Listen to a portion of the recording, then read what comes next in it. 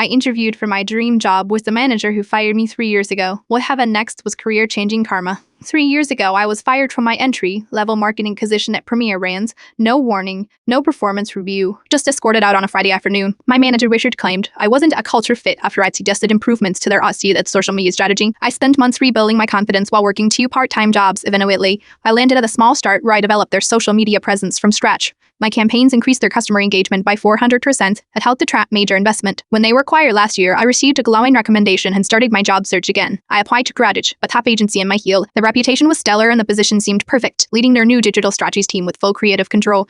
After 2 promising phone interviews, they invited me for a final in-person meeting with the department head. I walked into the conference room and froze. Sitting across the table was Richard, the same man who had fired me. He'd apparently been hired as Cracked Edge's marketing director 6 months earlier. The blood drained from his face as he recognized me. "I think to hear has been a mistake," he stammered, clearly hoping I'd leave voluntarily. "No mistake," I replied calmly, taking my seat. "I am here for the digital strategies and you." What Richard didn't know, I'd spent the last 3 years building a portfolio that directly addressed every criticism he'd ever made about my work.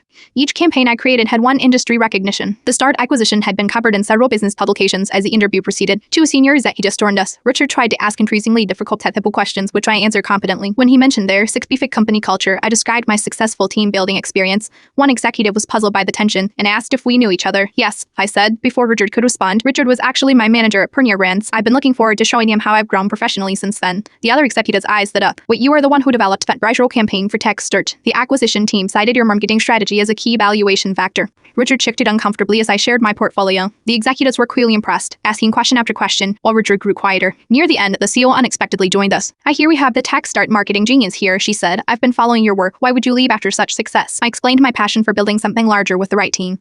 As I spoke, I could see Richard realizing what was happening. His quick dismissal of my potential 3 years ago was being dismantled in front of his bosses. I was offered the position on the spot, with a salary 40% higher than advertised, and a direct report line to the CEO, effectively making me Richard's equal in the organization chart 2 weeks into the job. The CEO called me into her office. "Richard submitted his resignation yesterday," she said. "Apparently he's concerned about company culture fit." She smiled knowingly. "We'd like you to absorb his team as well. I now lead the department that wouldn't even give me a chance 3 years ago."